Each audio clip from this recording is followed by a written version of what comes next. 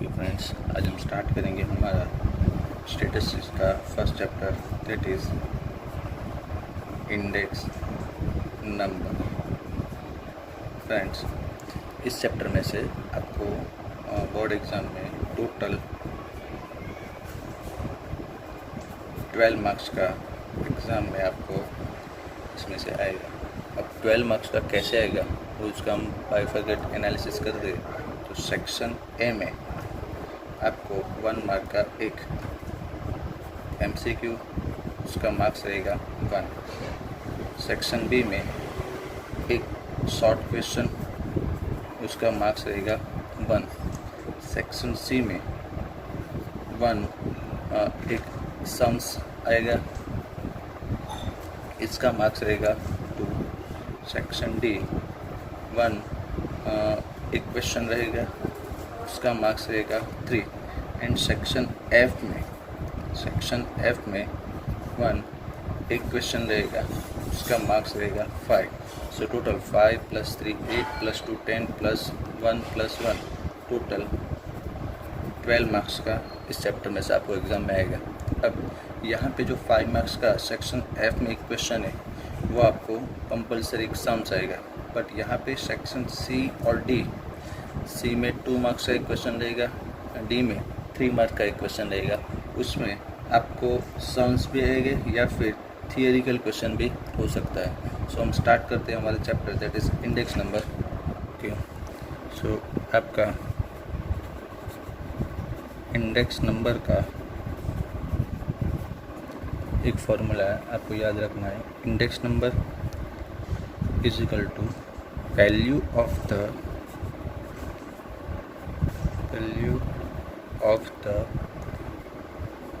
Variable in current year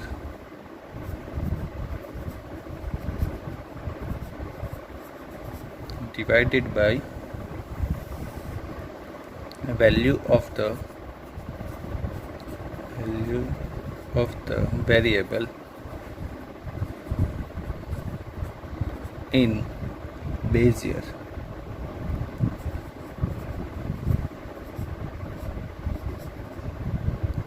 आपको ये formula याद रखना है। इसको हम शॉर्टकट में अगर लिखते तो I for index number is equal to P1 divided by P0 into 100। यहाँ पे भी इंटू 100 आएगा।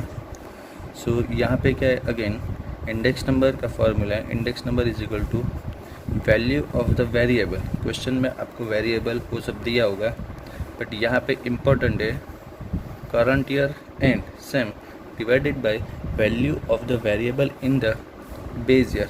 अब ये करंट ईयर और बेस ईयर क्या है? सो फर्स्ट हम बात करेंगे बेस ईयर के रिलेटेड।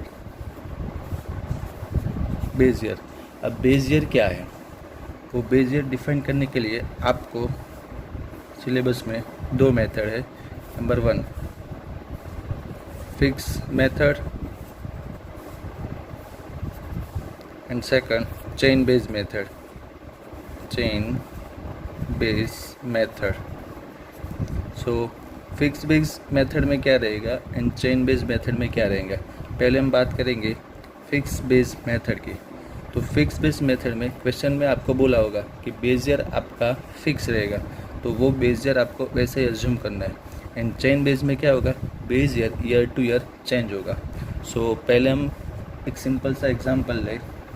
सपोज कि क्वेश्चन में आपको दिया है ईयर 2004, 2005, 6 एंड 7 एंड आपको किसी भी एक प्रोडक्ट का प्राइस दिया है इन रुपीस 180, रुपीस 170, 190 एंड 200। तो ये क्वेश्चन है, ईयर दिया है एंड प्राइस दिया है, और क्वेश्चन में आपको बोला होगा कि आपको 2004 को आपको बेस ईयर अज्यूम करना है। तो क्वेश्चन में क्या होगा, फिक्स बेस मेथड हो गई। वो क्वेश्चन में आपको दिया होगा कि 2004 को आपको बेस ईयर अज्यूम करके इसका प्राइस इंडेक्स नंबर फाइंड करना है। सो यहाँ पे पहले आप लिखेंगे I for index number. I is equal to आपका ये शॉर्टकट वाला formula P1 divided by P0 into 100। So P1 divided by P0 into 100। Now what is P1 and P0? So आपको याद रखना है 1 for current year and 0 for base year. So इस chapter में बहुत ही इंपॉर्टेंट है। अगर P1 मतलब क्या हुआ, करंट ईयर, एंड 0 का मतलब आप क्या याद रखोगे, बेस ईयर। सो यहाँ पे मैंने लिखा P1 divided by P0 into 100। 1 मतलब करंट ईयर, यहाँ पे again value of the variable in the current year divided by value of the variable in the base year. So current year divided by base year, P for price. So यहाँ पे question में आपको बोला है 2004 आपको base year assume करना है। सो P1 is equal to क्या हुआ, करंट ईयर। एक most important thing, base year का आंसर, बेस ईयर का इंडेक्स नंबर ऑलवेज 100 ही होगा। ये आपको शॉर्ट क्वेश्चन में या फिर MCQ में भी आपको इम्पॉर्टेंट है। बेस ईयर का इंडेक्स नंबर विदाउट कैलकुलेशन आपको आंसर डायरेक्ट लिखना है 100। सो यहाँ पे हमने क्वेश्चन में आपको डिफाइन किया होगा कि 2004 को आपको बेस ईयर अज्यूम करना है। सो बेस ईयर का इंडेक्स नंबर ऑलवेज कितना रहेगा, 100। सो इसका आंसर डायरेक्ट हम लिखेंगे 100। ओके, इसके बाद है ईयर 2005। सो उसकी प्राइस दिया है 170, बट हमारा फॉर्मूला क्या है, P1 divided by P0 into 100। So P1 I repeat again 1 is equal to क्या हुआ, करंट ईयर। सो 2005 के लिए करंट ईयर तो वही होगा 2005। सो करंट ईयर की प्राइस मतलब 170 डिवाइडेड बाई क्या है, P0, 0 मतलब बेस ईयर। तो बेस ईयर कौन सा है, 2004। सो 2004 की प्राइस कितनी है, 180। सो 170 डिवाइडेड बाई 180 इंटू 100। सो उसका आंसर आएगा 170 डिवाइडेड बाई 180 इंटू 100। सो इसका आंसर आएगा 94.44। सेम 2006 के लिए, 2006 के लिए उसकी प्राइस कितनी है, 190। So again formula P0 divided by P1 into 100। So P1 divided by P0 into 100। So P1, सो 2000 हमारा 2006 के लिए हम फाइंड करें। सो वो हमारा क्या हुआ, current year. So current year की प्राइस कितनी हुई, 190 डिवाइडेड बाई P0 मतलब बेस ईयर की प्राइस। सो बेस ईयर क्वेश्चन में कौन सा डिफाइन किया है, 2004। सो 2004 की प्राइस 180 इंटू 100। सो इसका कैलकुलेशन हम करते हैं 190 डिवाइडेड बाई 180 इंटू 100। और answer is 105.56, 55.55। So we are consider 56। And now 2007। So 2007 हमारा क्या हुआ, current year. So current year की price P1 again 1 is equal to current year. So 2007 price, current year price 200 divided by P0 मतलब base year. So base year 2004 उसकी price कितनी है, 180। So 200 divided by 180 into 100। So 200 divided by 180 into 100। सो उसका answer आएगा 101.11। सो ये simple है, आपको ये फॉर्मूला यहाँ पे लिखना है, I for index number is equal to P1 divided by P0 into 100। So again 2004, ये आपको क्वेश्चन में बेस ईयर बोला होगा। सो ये कौन सी मेथड हुई, fix base method. And chain base method में क्या होगा कि जो आपका बेस ईयर है वो ईयर बाय ईयर चेंज होता जाएगा, इसलिए उसको बोलते हैं चेन बेस मेथड। सो पहले हम कैलकुलेटिंग करेंगे अगेन फिक्स बेस मेथड। सो आपको यहाँ पे मैंने क्वेश्चन आपके स्क्रीन पे होगा, वो आपको क्या करना है, वीडियो पॉज करके वो अभी क्वेश्चन लिखना है। The data about wholesale price of wheat in a region are as follows. Taking the year 2005 as a base year, it is most important. आपको क्वेश्चन में बोला है 2005 as the base year. Prepare the index number for the price of the item for the remaining years. State the percentage increase in the price of wheat in year 2013 from this index number. So friends, आपको question में clear ही बोला है second line में 2005 as a base year. मतलब आपको question में जो different type के ईयर दिए, ईयर 2005, 6, 7 अप टू 2013 एंड उसकी प्राइस दिए पर क्विंटल रुपीज़ में दिए. तो आपको क्वेश्चन में बोला है 2005 एज अ बेस ईयर, तो आपका बेस ईयर रहेगा 2005. एंड सेकंड बोला है state the percentage increase in the price of wheat in year 2013. सो पहले हम उसका इंडेक्स नंबर फाइंड करेंगे और उसके बाद उसका जो सेकंड क्वेश्चन बोला है वो हम कैलकुलेशन करेंगे. सो पहले हम इंडेक्स नंबर फाइंड करते हैं.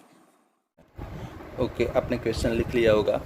सो अगेन मैं यहाँ पे लिखता हूँ, ऐसे ईयर लिख दो. एक बार ऐसा टेबल क्रिएट करना. ईयर 2005, 6, 7, 8, 9, 10, 11, 12 एंड 2013 और उसका प्राइस ऑफ वेट आपको क्वेश्चन में दिया है इन रुपीज़. सो आपने एक बार ऐसा लिख लिया होगा. यहाँ पे आपको फार्मूला लिखना है, इंडेक्स नंबर का फार्मूला.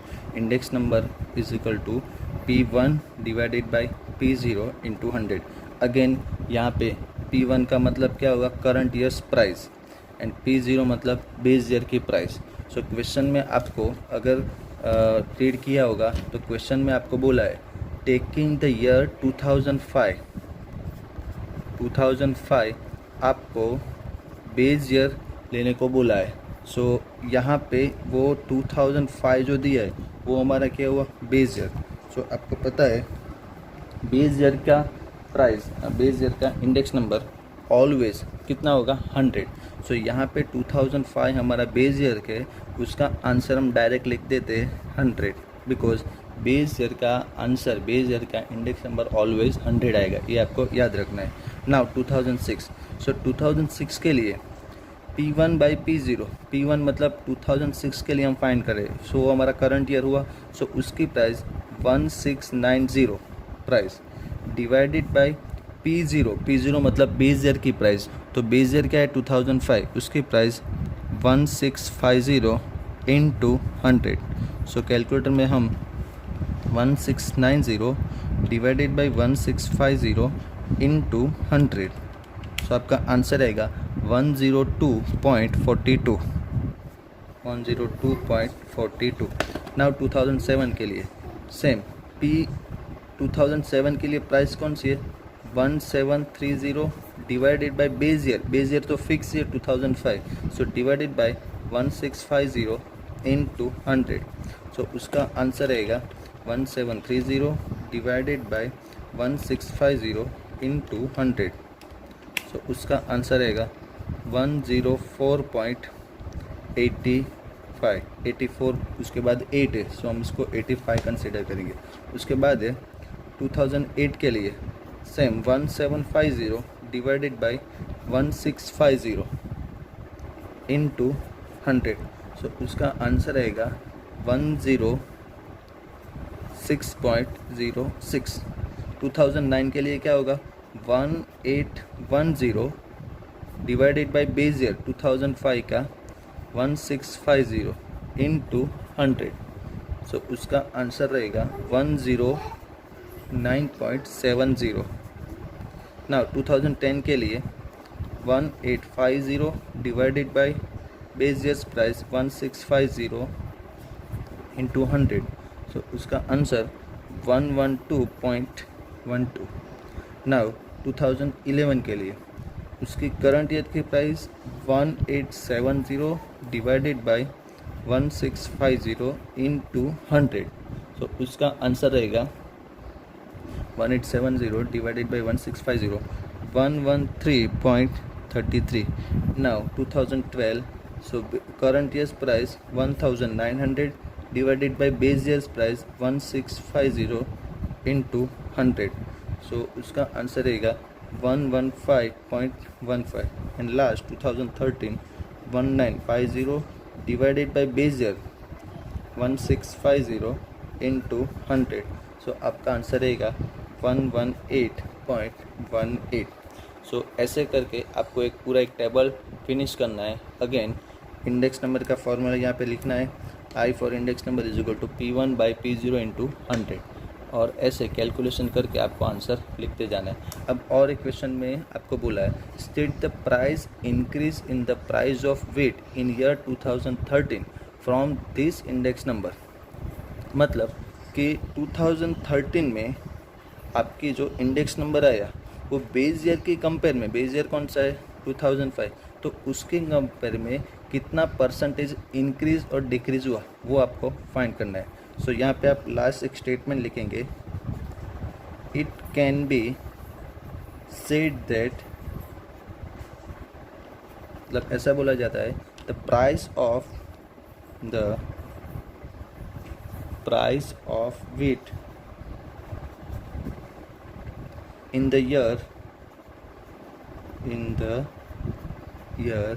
2013 इज कितना था, आपका इंडेक्स नंबर आया 118.18 माइनस आपको करना है बेस ईयर का जो आंसर है, वो बेस ईयर का आंसर कितना है 100। तो यहाँ पे मैं अगेन लिखता हूँ 2013 इज 118.18 माइनस बेस ईयर का index number that is 100। So is equal to 18.18%। कैसा हुआ इंक्रीज विथ रिस्पेक्ट टू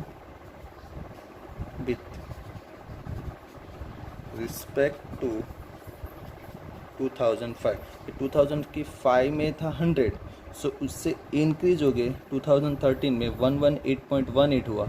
सो यहाँ पे आप लिख सकते हैं, it can be said that the price of wheat in the year 2013 is, 13 का आंसर 118.18 माइनस 2005 बेस ईयर का 100 है, तो उसमें से आप माइनस करोगे 18.18% क्या हुआ इंक्रीज विद रिस्पेक्ट टू 2005।